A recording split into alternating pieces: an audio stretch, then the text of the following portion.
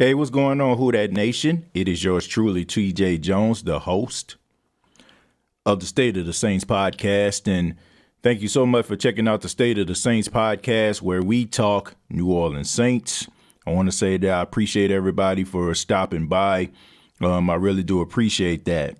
Before I get started, man, I got a little bit of bad news for those that may follow the State of the Saints podcast on Facebook. Unfortunately, on yesterday, my Facebook page was hacked. That's right. My Facebook page was hacked. And because of that, I'm no longer able to stream live on the State of the Saints podcast Facebook page. And I tried to open up another Facebook page to try to link it. And unfortunately, I couldn't. So the only logical thing that I can do and be able to still create content over there is to make these episodes and also just post them once they're over with. For those that follow the Facebook page, you can find them in a community page, and I guess I have to do that until Facebook come back and decide that it wasn't me that was actually trying to get into other people's pages. So hopefully it pans out. But in the meantime, man, I'll just ask that everybody that follows on Facebook consistently just to subscribe to the channel. I try to, have an outlet with Facebook, so people that, on that outlet, they can be able to stream the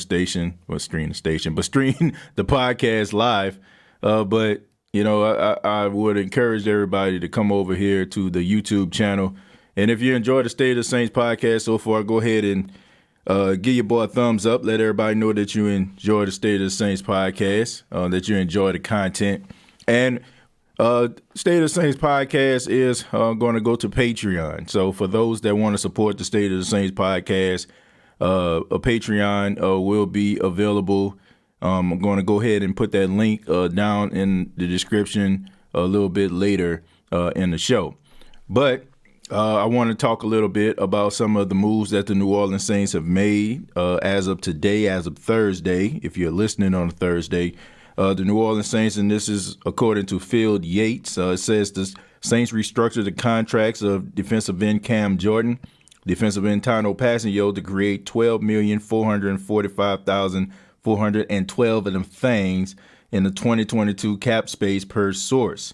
They also have re-signed Jalen Dalton and Carl Granderson. So Carl Granderson is still on the books for the 2022 season, which I'm extremely excited about.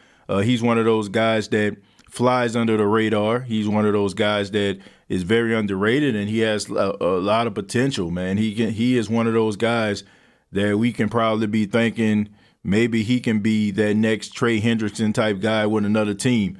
He is one of those guys who came to the Saints very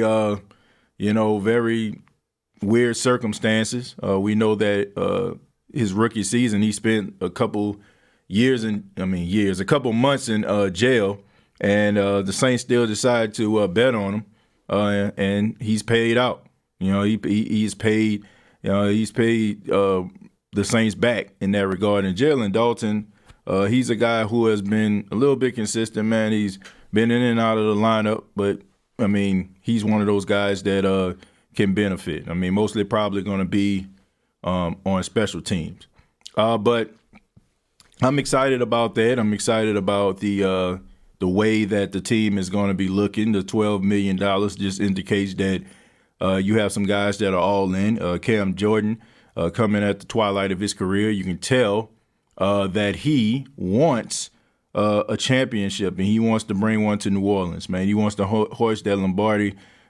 Cam Jordan constantly talks about how he wants the Saints to win a championship, and he wants to be in that uniform, and how he wants to be the Saints' all-time leading sack leader. That's going to be an uphill climb. Ricky Jackson set the standard, but I like the way that Cam Jordan thinks. As far as some of the other news that I've heard about the New Orleans Saints, Marcus Williams, he posted on social media on yesterday that he was in Las Vegas. I don't know what he was doing in Las Vegas. He didn't specify why he was in Las Vegas, but I have my ideas. We all know that there's a team out there in Las Vegas, so I mean, you put it together. And then you have a couple guys who the Saints have to make some decisions about. Bradley Roby. Will they restructure his deal or allow him to walk? Malcolm Jenkins. Will they restructure his deal or allow him to walk? You also have to answer the question about P.J. Williams, who had an outstanding season. I mean, will you be able to attain him? Here's the reality, man. Based on what I've seen and the fact that you allowed Marcus Williams to go out here into free agency, I don't think he's coming back. That's just the realization of it all.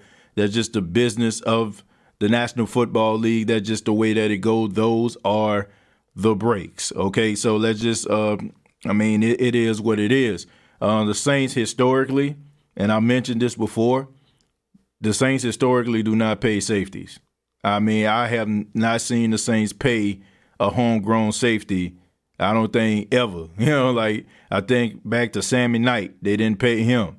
I think back to Malcolm Jenkins, they didn't pay him. I think back to Kenny Vaccaro, they didn't pay him. I think back to Von Bell, they didn't pay him. So it just seems like they feel like that's a little bit of an expendable position. But I do know that Marcus Williams, he's a ball-hawking safety, and he's one of those guys that once he puts the hands on the football, he'll be able to, he'll be able to intercept the ball, and he'll be extremely productive. If I'm a betting man, I would say that he's probably going to end up signing with the Raiders.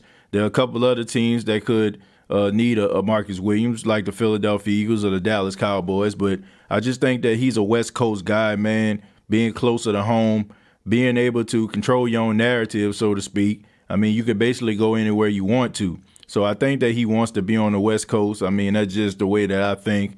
And I think he's probably going to end up playing for the Raiders. But those are the Saints news as of right now. Of course, we know about they have not re-signed Jameis Winston or even signed a quarterback yet. I've heard some whispers about people talking about Jimmy Garoppolo.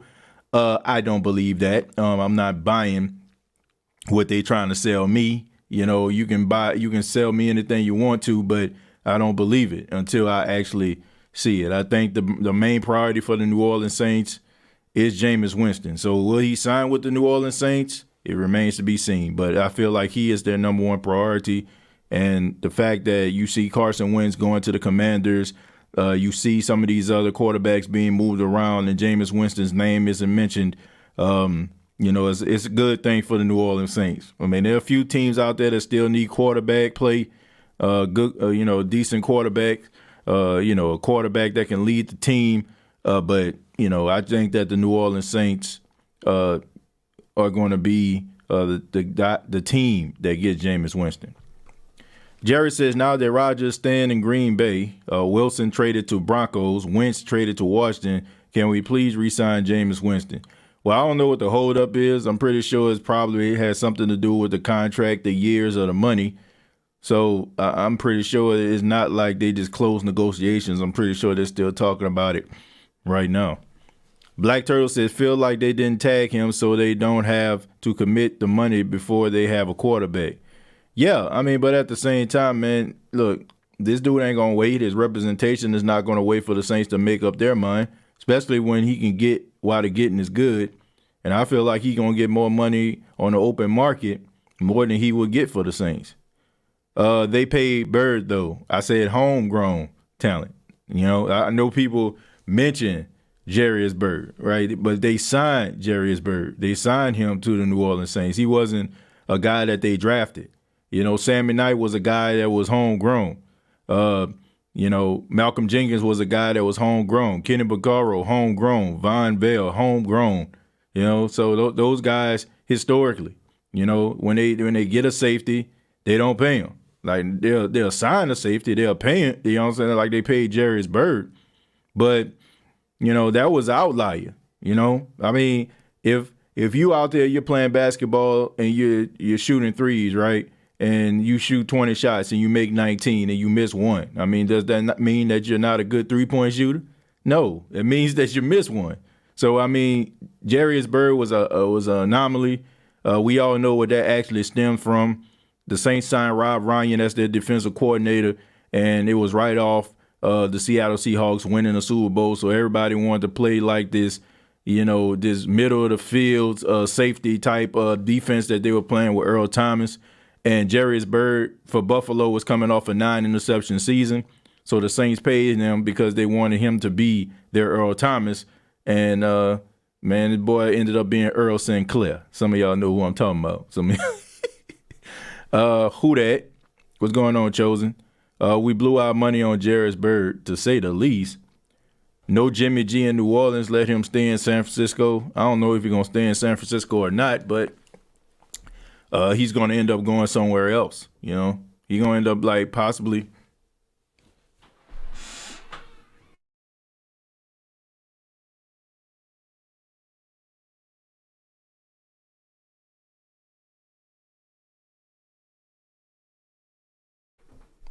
All right. I apologize about that, folks. My production manager, he just came in. So anyway, I forgot what I was talking about here. I guess we're talking about Jimmy G, right? Jimmy G, he gonna end up having to go somewhere else. So, that's just the way that it goes. Let me see. Feel like they didn't tag him. I already read that. Let's scroll down a little bit more. Live, laugh, love. Why he didn't call Carr. Look, man, the Raiders like Carr, and a team got to be committed to letting a guy go in order for him to be acquired by another team.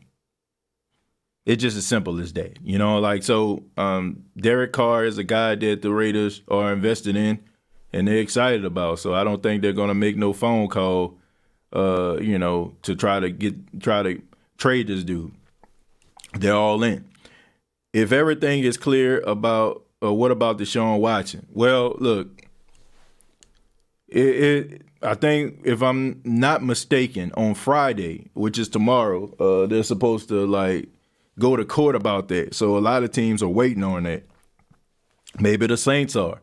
I know the Carolina Panthers, they're waiting on it. Tampa may be waiting on it. So a lot of people are waiting on how this arraignment is going to go to see, how serious it actually is. I mean, we won't know until tomorrow, but if everything, is on the up and up, then maybe, there'll be one of those guys, but we'll see. What is the salary cap that everybody is talking about, TJ? Like I said last year, Mickey Loomis and Kyle Harley can do my taxes. Yeah, Daniel, I mean, they're good at what they do. They're definitely good at what they do. They're very creative guys. They're good, good money guys, and I'm glad that they're in the Saints organization, because if they weren't, I mean, we'll be in a lot of trouble every single year. TJ, what free agent do you see realistically we can go after once they get the cap together? It depends on what direction you want to go in. If you, the number one priority is a quarterback. So, we all know, and I think we all on the same page here for the most part. Sign Jameis Winston, give him a contract extension.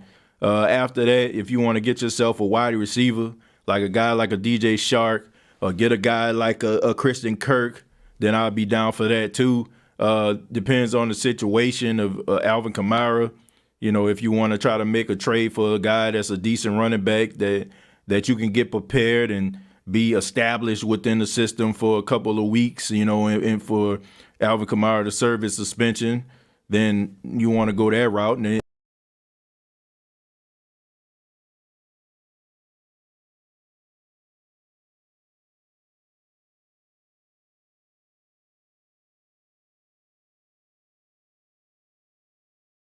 my apologies, it went out again. But anyway, the safety position. I mean, if you get rid of Marcus Williams, you might want to try to find you somebody else that's going to replace him, like a Tyrann Mathieu or a Quandre Diggs or something like that. So there's so many directions, but you don't know until for sure that those guys are going to sign somewhere else to pick up, to try to pick up that slack.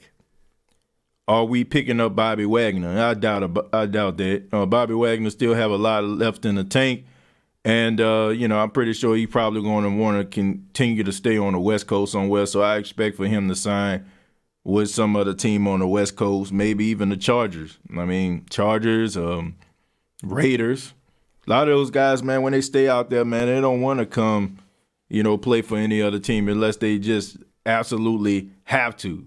So I can see him probably staying out there on the West Coast as well.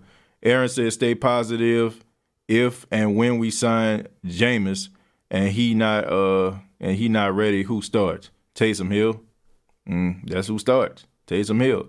Look, man, Taysom Hill is serviceable. You know, I don't want to see him every single week play quarterback, but I mean, to say that the guy can't go out there and play a couple of games for you, but Jameis will be ready.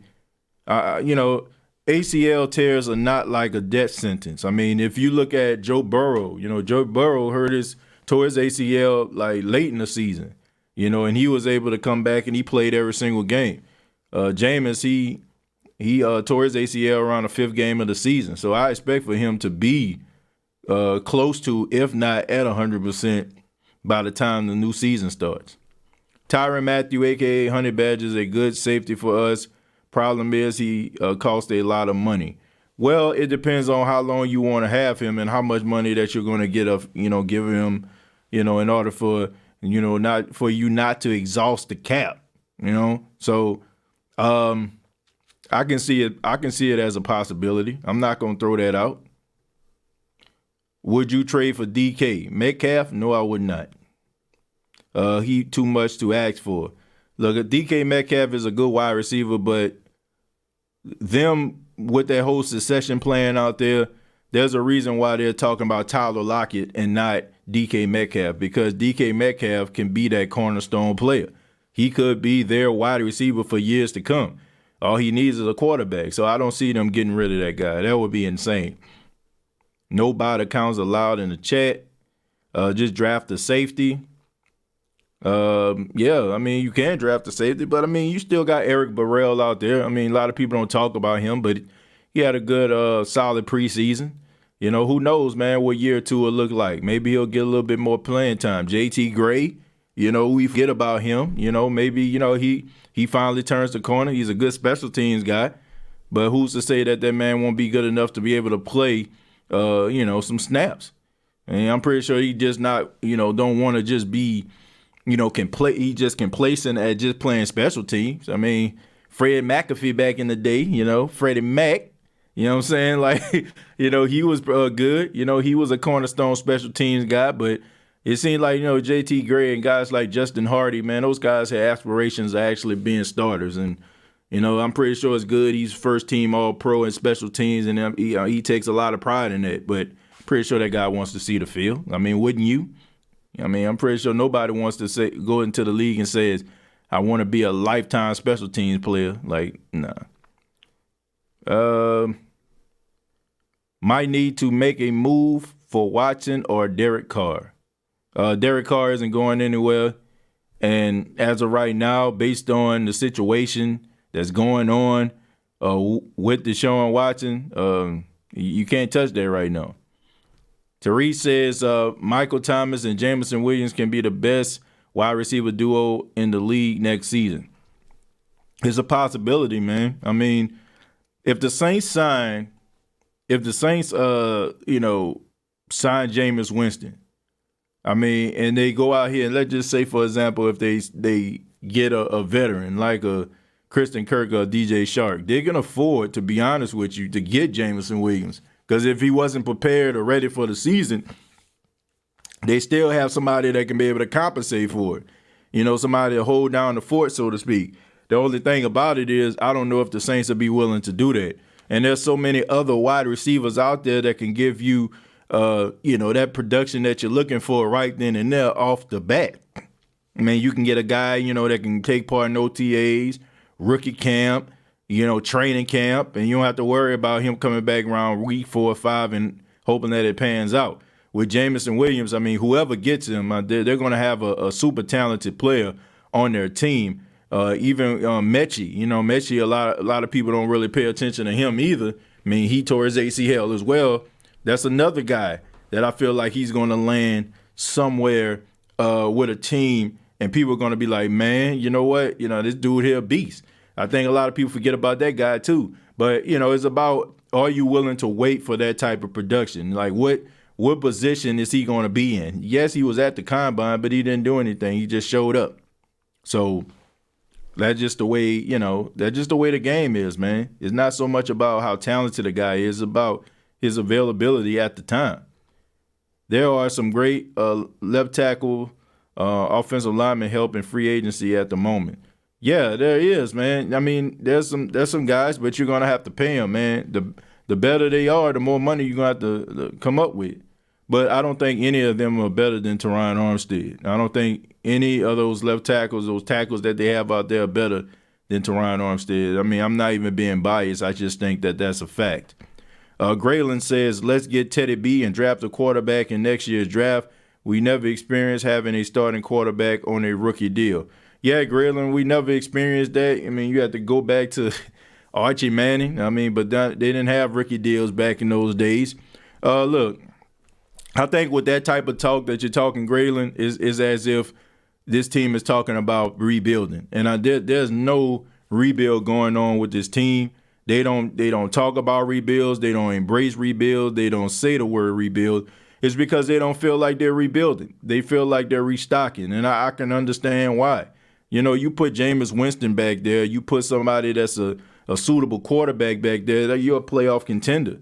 I think when it comes to Teddy B, I feel bad for him, but when people talk about Teddy B, it's as if they're talking about a bridge player. All right, when you talk about Jameis, they thinking about long term. They don't look at Jameis as a bridge player. Nobody is saying, "Oh man, you signed Jameis Winston and then you get yourself a quarterback." Nobody's saying this. Like, if Jameis Winston signed with the Saints, you feel like you have your quarterback. With Teddy Bridgewater, you feel like you have your bridge. No pun intended. But I just think that he deserves better than that. All right, he deserves better than that. I don't want Teddy Bridgewater to go to the Saints and be like, okay, man, just go out there and play until we figure out what we're gonna do with this other quarterback. I don't want to be like that, man. You play to win, right? If you bring guys in, you sign them because you feel like that guy gives you the best opportunity to win. I don't feel like anybody should be like the Commanders and what they did on yesterday with Carson Wentz. Oh, we couldn't get Russell. Oh, what about Aaron? Oh, we couldn't get Aaron. Oh, well, what about? Oh, let's just get Carson Wentz. Like, why are you running your organization like that? I mean, that's pretty pathetic right there. But you bring guys in that give you a strong possibility of winning. And I would feel bad if I'm Carson Wentz today. I mean, you weren't the first choice. You weren't even the second choice. You were the third choice in pure desperation. I don't want to see that with the Saints. I think when we start thinking about stuff like that, man, that's what losing organizations do, right? And I don't want to be that desperate. Okay, you do what you feel is right for the team, right? And have the team to be able to sustain success. Where do you think wide receiver Olave will end up in the draft? He said he would like to go to New Orleans. I don't know where he will go. I'm pretty sure he's gonna go pretty high. I mean, running a 4.2, having his ability, I mean, it only benefits him. So I don't know if he's going to be there 18. Based on his talent, based on his speed, I don't know if he'll be there. If he's there, I'll be highly surprised. I mean, highly, highly surprised if he's there. Who you picking at 18? If all four available, Chris Olave, Jameson Williams, Traylon Burks, Drake London. I'm going with Chris Olave. Chris Olave is my favorite receiver in the draft. I like fundamentally sound guys, who that nation. I like guys that are fundamentally sound, that can win they matchup, great footwork, great length, 50-50 ball capabilities. That's what I like. I look, if you check all those boxes, you one of my favorite receivers. I don't like all the sizzle and, all that kind of stuff. I like guys that were fundamentally sound. Randy Moss to me, Jerry Rice to me, Marvin Harrison are some of my favorite receivers, right? Because of their footwork. Wasn't the fact that it was the fastest guy in the world. I mean, Randy Moss was pretty fast. Marvin Harrison wasn't, and neither was Jerry Rice. But they were so fundamentally sound, man. Great footwork. I mean, great hands off the line of scrimmage. My goodness. That's my kind of football play right there, folks.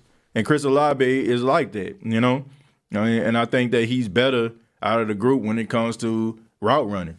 All those guys are good, but I just think that he's better than they are. What's up, TJ? Been missing a lot of lives lately from these 16 hours of work. but I always catch the replay on Spotify. And also, I love the new name of the podcast, even though I was top dog of the state of the game. Yeah, Damian, I appreciate that, man. Yeah, I definitely appreciate your support. Yeah, the Crescent City Connection, man. We doing another episode on tomorrow. Me alongside my big brother EJ. We talking sports. Just thought that would be a good move. Definitely a good move now, that my Facebook page got hacked. That's unfortunate once again. But, we making moves, man.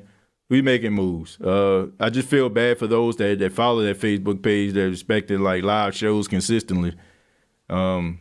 Yeah, we can't do that anymore. But thank you, Damian. I really do appreciate that. You play to win the game. Exactly.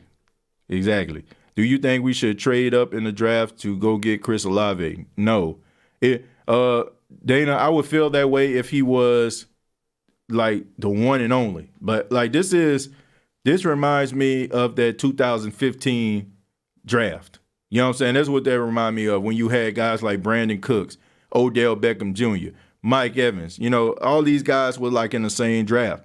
And you were able to get like wide receivers that were productive and cornerstone guys, right? Brandon Cooks, he didn't pan out with the Saints, but it wasn't because he wasn't good enough. The guy he went over 1,000 yards. And, he was a guy, the only knock that you had on him was the fact that, he couldn't get yards after the catch. But he could catch everything. You know what I'm saying? He was talented. So that's what this draft reminds me of. When you had all that talent that came in at the wide receiver position in the first round. So if you don't get Chris Olave, it's not the end of the world because, Garrett Wilson is good as well. Jameson Williams is good as well. Treylon Burks is good as well. Drake London is good as well. There are so many talented guys out there that you can get, and they'll give you solid production. And if they go to the right situation, they can arguably be one of the best wide receivers in football. It's a win-win situation here. So it's not like how it is when it comes to like quarterback, right? If you get somebody like a Malik Willis and a Kenny Pickett, then it's a drop off there, right? You can draft a quarterback, but it's going to be drop off in production and play. That's the way that it looks. That's the way it looks at the quarterback position. At the wide receiver position, it's an embarrassment of riches. And it's not because some of these guys just running 4.2s. It has everything to do with the fundamentals of these wide receivers coming in this year's draft. Do you think Loomis is going to try to make up in the draft? Make up what? What are we talking about here, Mighty Mouse? Make up what? Make up for the loss of quarterback play? Make up for a loss of a wide receiver? Like what make up for what type of loss are we talking about here? If we want Olave, we got to trade up to get him. I agree. You're not getting him at 18. He was already the top wide receiver, one of the top wide receivers in this year's draft before he even ran a 40. Now that teams know he's fast too, oh my goodness. Cooks and Odell were drafted in 14. Evans drafted in 15. Oh, okay. Well, my bad, okay? I just thought that they were all part of the same NFL draft. Let me see. And if they were, I apologize. But anyway, you still can find guys that were in that particular draft. Yeah, he was in the 2014 NFL draft. I appreciate that. But let me go ahead and pull that up. Let's see. Sammy Watkins, all right? So Sammy Watkins had a good season. Mike Evans, who was also in the 2014 draft. All right, so I was a year off. So I was a year off in the draft. Okay, so we had Sammy Watkins, who was there. He was good. Mike Evans, he was there. You had Odell Beckham Jr., he was there.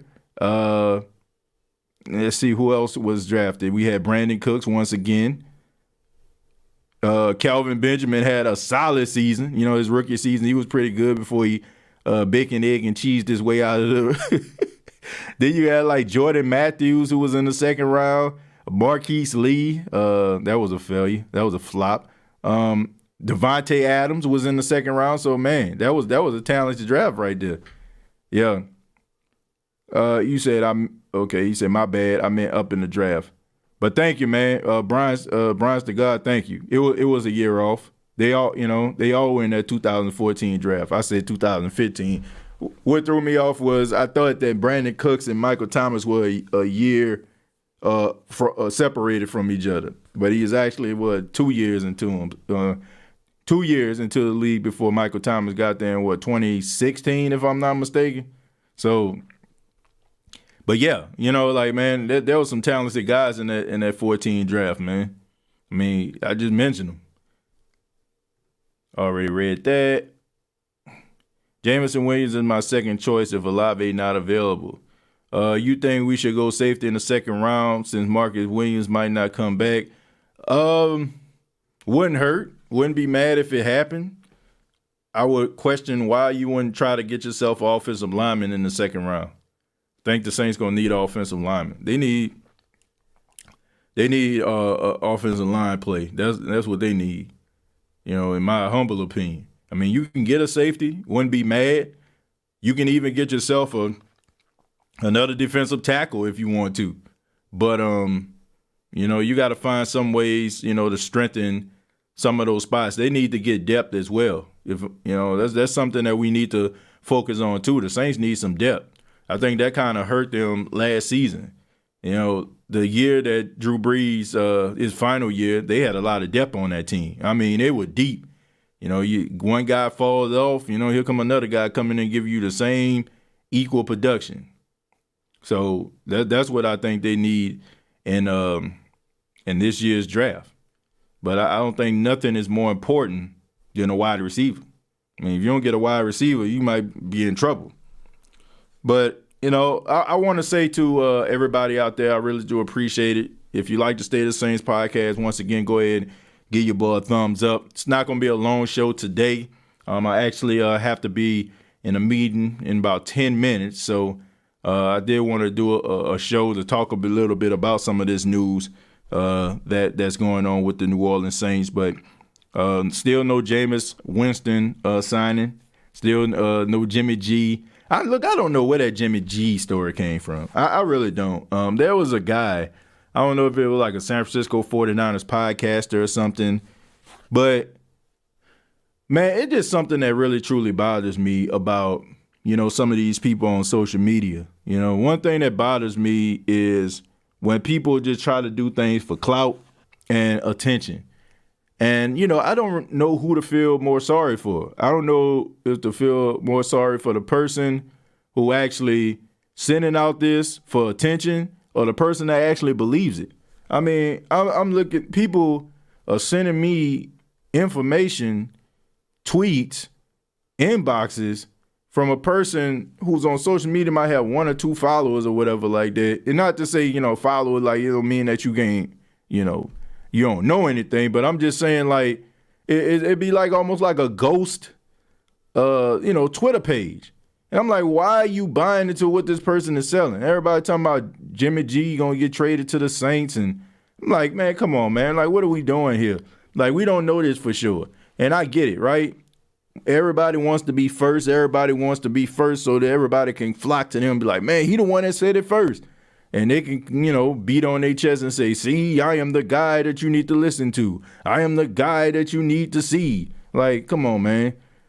Whatever happens, it happens. Jimmy G, I'm pretty sure he's probably going to get released. Because if you're thinking about it, why would you want to trade for a guy that you can get on the street, right, for a lesser price? If you trade for him right now, there's a cap. He has a cap hit, or there's a certain cap, number that you have to be willing to deal with. Versus if he was to get released, and he will because they got Trey Lance out there, and they want to see what young boy can do. So I wouldn't do it. Like it really doesn't make sense. The whole trading for Jimmy G thing makes absolutely no sense. Why would you trade for a guy when you can end up saving money by watching this dude walk, where you can actually renegotiate a deal with them boys? You know what I'm saying? I just don't understand. I don't understand it. I really don't. Do you think the Saints are going to sign James Winston? I don't know about James Winston, but I know they're going to sign Jameis Winston. I'm just playing with you, John. Yeah, I think they are going to sign Jameis. Olave stock skyrocket with that 4.26. That's my favorite first round pick, but I don't think he will last. Oh no, I already said it. I don't think he's gonna last. I hope so. At John Brown, former cornerback Sterling Moore got hired in the Saints coaching staff. Actually, he been there. Sterling Moore been on the Saints coaching staff. He was there last year. They just brought him back, which is, good for him. Congratulations to Sterling Moore. He played with the Saints for a few years, and now he's getting himself a little bit of money as being a coach. And who knows, man, that might be the start of a great career change. It's all right, brother TJ. I'm going live at 2 p.m. Central, so I can take it over from here, man. Who that, and a great show. Well, Hoodie Jube, thank you very much, man. Appreciate that, man. Passing the baton to my guy, Hoodie Jube. Man, y'all make sure that y'all follow him on YouTube doing this thing. Out there putting out great content. And shouts out to all the content creators out there working hard, man, talking about the black and gold and giving people information and a perspective that they need. Tyrese says, I think Marquez Callaway can be our wide receiver 3. Take Tre'Quan Smith role. I don't see Tre'Quan Smith coming back. Yeah, me neither. Me neither. Absolutely not. Shouts out to Hoodie Jube, man. Yeah, y'all make sure y'all plug the man. Y'all out there doing this thing. Hoodie Jube at 2 p.m. Central Standard Time. So, man, he about to go live. So, like I said, I'm about to pass the baton to him. He also gave $1.99. Says 100 people in here and only 30 likes. Smash the like button, please. Well, look, man, I appreciate everybody for being here. And like, if you like the content, hit that thumbs up, man. Because the thing about it is, you just want to spread awareness about the podcast. And if you love the podcast, want it to grow, hit that like button. Tyrese says Drake London was the best receiver in the draft before he got hurt. Well, that's unfortunate, but that's just the way it goes, man. Out of sight, out of mind. And somebody's ready to pick that up and run with it. So, here's a silver lining to that dark cloud.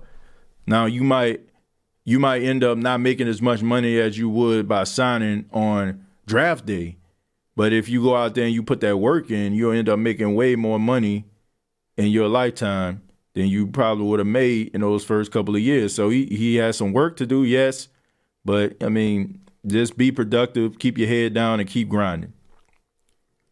We got you, TJ Jones, the host of the State of the Saints podcast and the Triple C's podcast. Appreciate that, Jared. Thank you so much, man. Yeah, once again, like I said, I mentioned earlier, before I get up out of here, like I said, my Facebook page was hacked. So a lot of people, probably wondering, and I'm seeing like messages like, man, I ain't getting notification from Facebook. But there will be no more live streams on Facebook with the State of the Saints podcast. All of the posts are going to be from previous shows. So there's going to be a lot of, live streams that are going to be just exclusively to YouTube. And then also I decided to go on Patreon. If you want to follow the State of the Saints podcast, you can go to patreon.com, search the State of the Saints podcast. And, support the podcast, man. So we're going to be putting episodes over there and going to see, watch the show grow and develop. It's another outlet that we can use here to help build the State of the Saints podcast brand. And I really do appreciate your support. There's different tiers that you can choose from. I ain't trying to break nobody's pockets. That's just not the way that I work. But, if you want to support the podcast, feel free to select from one of those tiers. Once again, patreon.com, search the State of the Saints podcast. But that's all for your boy today. Thank you all so much for being here. This has been the State of the Saints podcast. Subscribe to the YouTube channel, youtube.com, search the State of the Saints podcast. Make sure you subscribe to the Crescent City Connections podcast, me alongside my big brother EJ. That will be available on tomorrow. Also, previous episodes available on iTunes, Spotify, iHeartRadio, Anchor FM, and follow me on Twitter at TJAYJones8. Till next time, all I got to say is,